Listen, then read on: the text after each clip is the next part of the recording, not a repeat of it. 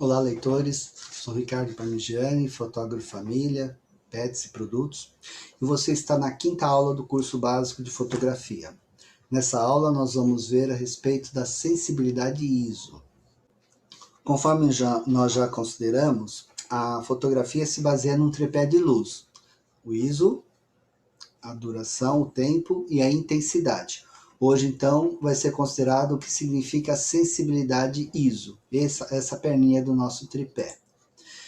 Poderia perguntar, o que é ISO? Bom, ISO é International Standard Organization, né? Isso é isso. Mas para nós, ISO é uma unidade definida para a sensibilidade do sensor à luz. Alguns chamam de velocidade ISO, ao invés de sensibilidade ISO. Mas aí acaba confundindo, né? Porque quando fala velocidade ISO, aí a pessoa já pensa na velocidade do disparo. Então, eu prefiro chamar de sensibilidade ISO. Esse ISO, ele equivale aos antigos ASA das câmeras com filme. No passado, quando a gente pegava uma máquina analógica, né, que hoje é chamada de analógica, uma máquina com filme, a gente antes comprava o filme com a sensibilidade que nós desejávamos usar. Nós colocávamos o filme ali e todas as fotos utilizavam o mesmo asa, não importa a iluminação, não importa nada, a gente tinha que usar aquele mesmo asa. Então a maioria de nós, a gente comprava filme com asa 400, porque ele servia para a maioria das situações, né? Quando nós utilizamos o ASA, ou o ISO, né, hoje o ISO, nós devemos determinar ou tentar harmonizar os três itens: o ISO, a abertura e o tempo, né? Então, hoje nós vamos falar sobre o ISO. Nessa tabela nós temos, então, exemplos de utilização do ISO. Então, temos a velocidade ISO, né, que a Canon chama, que eu chamo de sensibilidade ISO. ISO de 100 até ISO 400, ele é utilizado no exterior ou em dia de sol. Um ISO 400 até um ISO 1600, um céu muito nublado ou um fim de tarde. E aí, a partir daí, um ambiente interior escuro ou à noite. Esses ISOs mais altos é quando não tem flash, né, para ajudar. Então, por quê? Porque as imagens com sensibilidade ISO elevadas ficam com efeito granulado. Vamos fazer uma analogia. Pensem no nosso celular e numa caixa de som um pouco mais robusta. Imagina, essa caixa da tela ela tem 30 watts de RMS. É muita coisa. Por outro lado, o nosso celular ele tem uma potência de som bem menor.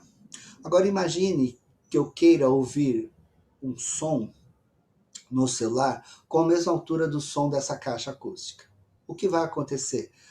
Talvez o celular fique com som até alto, mas o som vai ser com chiado, com ruído, não vai ficar legal. Por quê?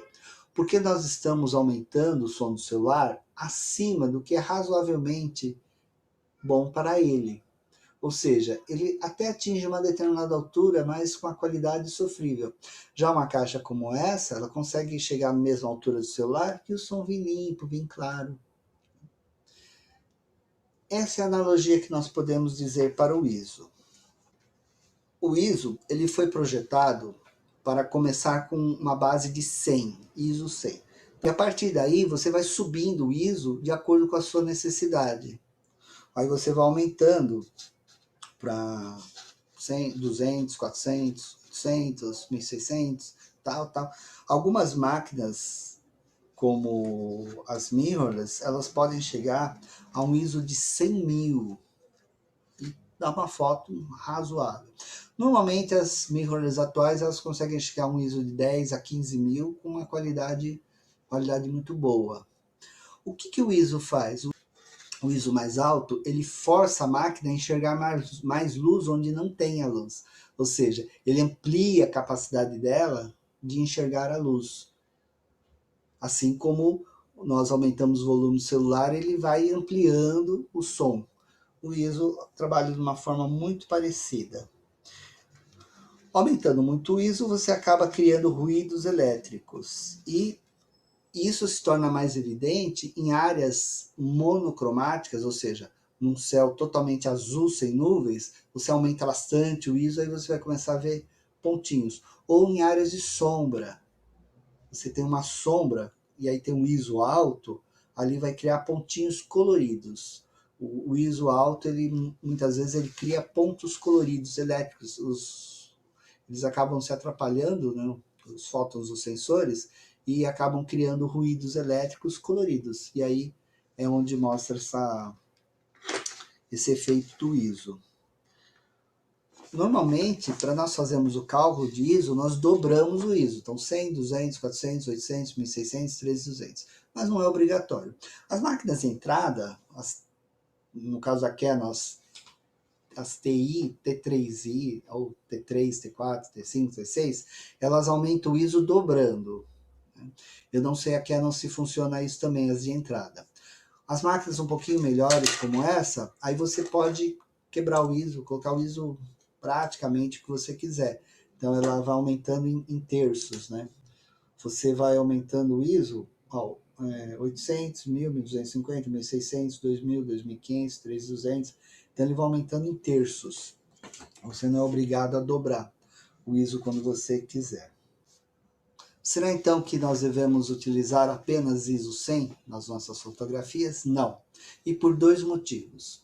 Primeiro, as máquinas atuais, elas suportam ISOs bem altos. Então, até 400, qualquer máquina de entrada, ela faz uma boa foto. Então, até 400 não precisa nem se preocupar. Até o ISO 800 fica razoável nas máquinas de entrada.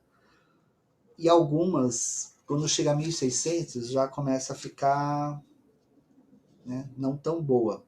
A máquina que eu tenho, outra máquina T3i, para em 1600. Nem queira tirar foto depois disso, que fica muito ruim. Se nós tirarmos fotos nela com 3200 ou 6400, vão ficar fotos medíocres, pode-se dizer. Algumas outras máquinas, como essa que eu tenho, 80D, ela produz fotos boas até ISO 1600, 3200, ISO 3200. Fotos boas, foi o que eu te falei, até ISO 400 sem problema. A partir daí já começa a degradar um pouco a imagem.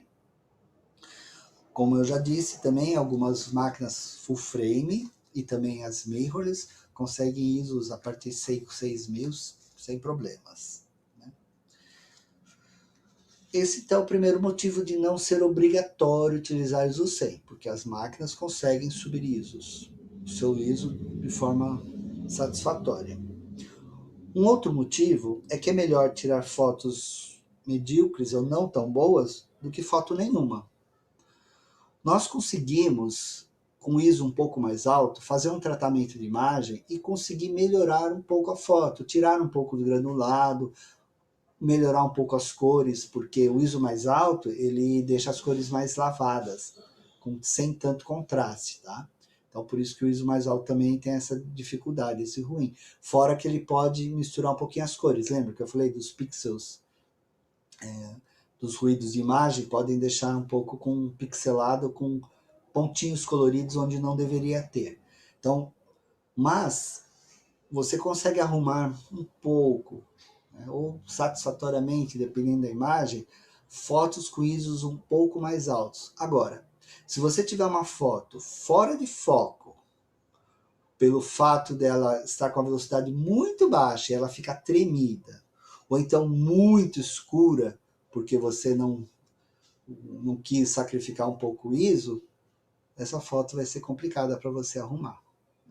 Você não pode criar a luz onde ela não tem. Você pode melhorar um pouco, mas as cores, a definição vai ficar muito ruim. Então, por isso que se pode sim aumentar o ISO quando houver a necessidade. Além do que, fotos preto e branco, normalmente o ISO não causa muito problema. As fotos preto e branco, o ISO mais alto, em certos casos, até dá um charme na foto. É por isso que nós devemos procurar estabelecer um ISO, né, básico para a nossa máquina, como a gente fazia na época do filme, e aí depois ajustar os outros itens. Se for o caso, a gente depois ajusta o ISO de novo. É uma variável de 3, tá? Então a gente vai trabalhar com essas 3 variáveis para conseguir a nossa fotometria correta, né? Lembra a aula anterior? A gente tem que ter uma fotometria correta que na maioria dos casos aqui é no zero, não necessariamente, a gente já estudou isso, tá? Bom, nós temos fotos. Essa é uma foto que foi tirada à noite, tá? E ela tinha um ISO para a câmera que foi utilizada, que foi a T3i, um ISO bem alto, que é um ISO 5000.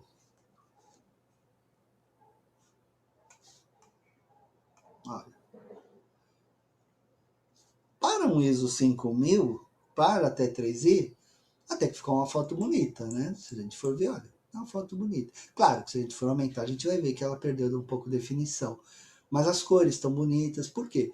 Porque apesar dela ter um ISO bem alto, ela tem uma iluminação boa. Né? Ela tem bastante contrastes, olha, tem cores monocromáticas, mas tem coloridos, assim por diante. Então, à noite, sem tripé, ou era ISO 5000 ou eu não tinha foto. Era o que era possível naquela ocasião. Vamos ver agora uma outra foto. Essa é uma outra foto. Essa foto aqui, ela está com um ISO bem alto. Ela tem ISO 6400, tá? Que era o limite da T3i. O limite, assim, utilizável da T3i. A T3i vai até 12.800, mas é impraticável. Então, olha, até que ela está com uma definição razoável. Tá?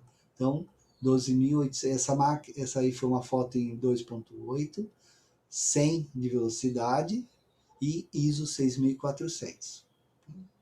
Uma foto utilizável. Então era isso que dava para fazer naquele momento.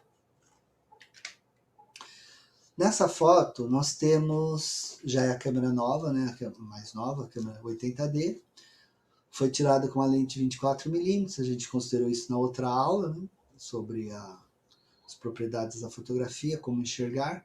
Então era uma lente 24mm, 2.8, e ela foi tirada em uma velocidade bem baixa, 1:40, 5.6 e ISO 12.800. 12.800. Nessa foto, ela não perde tanta definição. Por quê? Porque é uma foto interna, claro, mas que ela tem bastante coisas assim, e que não te chama o ruído, apesar de alto, né, gente? Ó, a gente pode ver o ruído, ó, tem bastante ruído, tá vendo? Ainda mais nessa parte monocromática aqui, tem bastante ruído. Mas a gente não sente tanto ruído, porque ela tem bastante... E é uma foto assim, esse é um centro cultural vintage, né? Bem antigo, né? A gente vê que é pessoal de outra cultura que mora lá. Então a gente vê assim, ela combina, esse ISO alto, ele combina com o estilo da foto. Essa foto assim me lembra, não sou desse tempo, tá?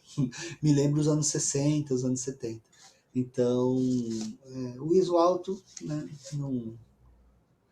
Eu tirei uma outra foto nesse mesmo local com flash, mas essa, com ISO alto, sem flash, ficou mais bonita, né? Interessante. Então, foi o que eu falei anteriormente, o ISO alto nem sempre é um vilão. Ele pode sim ser bem utilizado, dependendo das circunstâncias. Bom, em resumo, o que poderíamos entender? Poderíamos entender que as máquinas começam com o ISO 100, as máquinas de entrada, o ISO ele vai dobrando, conforme você dobra o ISO, você também dobra a luz, é proporcional, a quantidade de luz ao ISO. Você, nas máquinas de entrada, deve limitar o seu ISO até um patamar, você vai ter que decidir. Na minha T3i, meu patamar bem utilizável era 800, e numa exceção 1600. Na 80D, que é já uma máquina prosumer, né, de segundo degrau, ela pode ir até 3200, ela aguenta bem. Mostrei para você uma foto de 12.800, tá?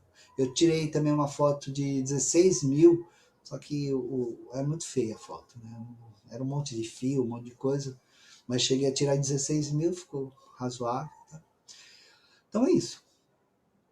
Que você utilize bem o seu ISO, e agora nas próximas aulas vamos ver as próximas perninhas do tripé da fotografia. Tudo de bom para você, esteja presente nas próximas aulas.